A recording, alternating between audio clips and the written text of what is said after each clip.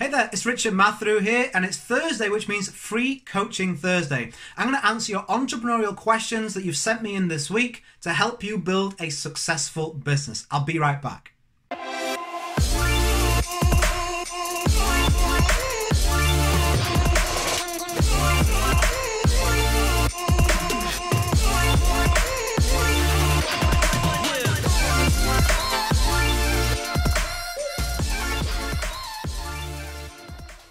Okay, so I've got three really juicy questions for you this week. Let me start with the first one, which is, what is the best way to sell something? It's quite a broad question. Who sent me that? I can't see the name on that, but what is the best way to sell something? So the best way to sell something, I'm obviously looking at this from a business standpoint, right, would be that you have to find a problem that people need solving and have them outline where they are, where they want to be, and then whatever you want to sell, it sandwiches, it's like a bridge in the middle. So this is their current situation. This is where they want to be. They have a problem in between that's kind of blocking them getting between. Well, if you can build a bridge with your product or service or whatever you're trying to sell, then they will buy from you all day. This is what you should underpin in your marketing. This is why I believe in focusing on the actual quality of what you deliver. Because even if your marketing is just competent, it isn't even that great. If your product is phenomenal, and you can get it in front of people, and you can start solving problems, people talk. It's easier now than ever for people to talk. And I don't even mean physical talking, right? Messaging, sharing links, social media enables a whole referral strategy around your product or service to grow. So if you're thinking along the lines of just looking at the marketing, it's important, but also understand that the severity and the speed at which you can solve a certain problem is going to dictate your sales long term. If you want to scramble from product to product to product to product, just trying to create a buzz, selling the sizzle and not the sausage, go for it, right? But if you want to rebuild a true ethical kind of dynasty of a business, have a quality product, and then look for the ways you can position that in front of the people that already have the problem, show how it's a solution, and highlight the results that they get. I think the easiest way to do that these days is online. You can very easily start to create content around those type of problems that they've got, show a little bit of the solution, and then point them towards, say, a webinar or a sales page or an online funnel. That's what I do. You can use something called ClickFunnels, which is richardmatharoo.com/CF trial. That will enable you to take a look at a system that I use. It's the same one, so you can set up all that kind of thing on there if you want to build your business online. Let me look at question number 2. Have you ever built up a real online presence by initially paying for followers? So I'll answer that question in what it means to me. So I think a lot of times people pay for followers like fake followers. A lot of times people can go out there and they, there's companies, I don't know if they're still around, but I think they are, where they'll sell so many thousand Instagram followers or this, that, and the other. And, you can do these things. I'm not a lover of that strategy because it kills your engagement. All the algorithms on social media channels, they don't like it if you say have 10,000 followers and 3 of them are looking at your posts. Think about what that would tell that social media platform algorithm. It says that this person isn't delivering the content their audience wants to see, so let's hide it. So I don't believe in actually using that type of thing. I think the only way you would ever struggle in this situation would be if your mouth has got ahead of your actual results. If you're telling people you're a big deal and you're actually not, now you're like, oh my goodness, I need to go pay for followers so I look like I've got a decent following. So, if you remain ethical with your promotions, there really is never going to be a need to do that way. But if you're talking about paying for followers in terms of using paid traffic to legitimate content to grow your followers organically, then I believe that's a great boost and a great way you can build.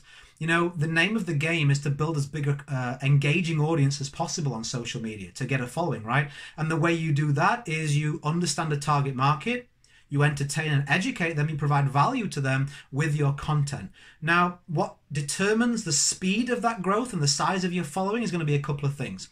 The quality of what you're delivering, and how many people you can actually put it in front of.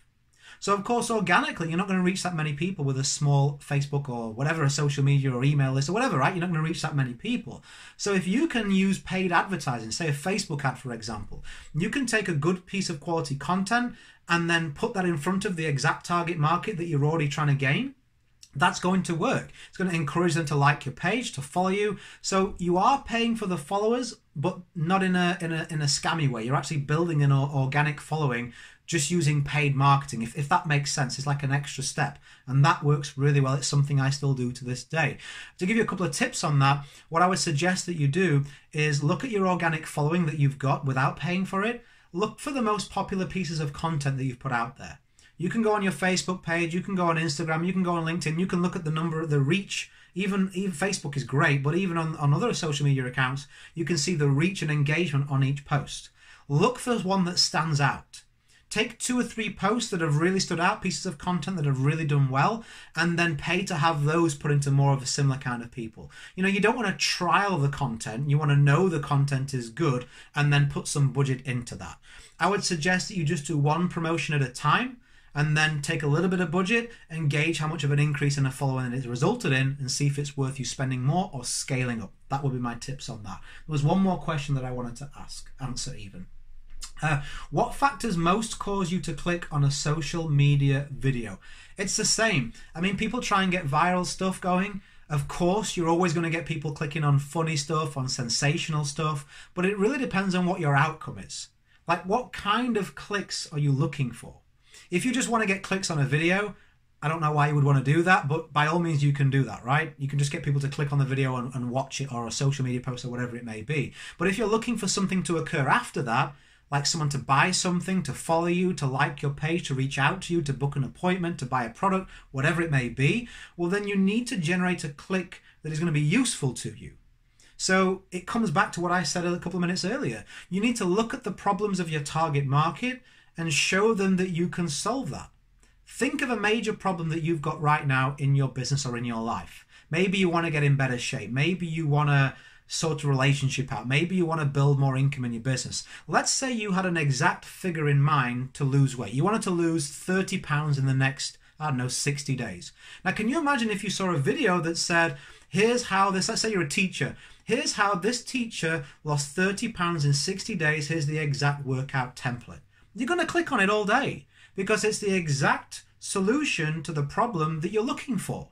So if you can take time to understand your target market, be specific with that, tailor your content on social media and your videos to that, you're going to get people clicking because you're going to generate titles and content that is of real interest to them. It is pointless, I would never teach you to do sensational stuff just to grab someone to click the video and then they go, this has got nothing to do with me. What's the point in that? You've actually gone backwards because now you've annoyed somebody. They feel like it's clickbait.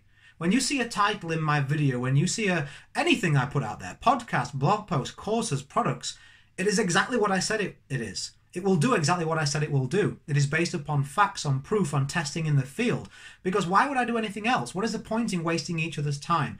So I would suggest that you think from that perspective as opposed to a viral aspect. If your content is good enough, if it solves enough problems, you will get the clicks from the right people and they will share that within their like-minded connections. So that's the 3 questions I wanted to answer today. We're just coming up to like 9 minutes. I think that's long enough. I hope you gained something from this video. I'll be back next Thursday with another free coaching Thursday. If you have a question, I give pretty good answers, right? I tell the truth. I go direct at it. If you want my opinion on what you're doing, if you don't, fine, no problem. But you can put a comment beneath this video and I will answer that in next week's episode. I'm happy to help. Go create a day in a life that counts. Always have more desires than excuses. If you want to get a free training from me and dig around in some of my old content, you can go to richardmatharoo.com. I'll catch up with you soon. Have a fantastic day.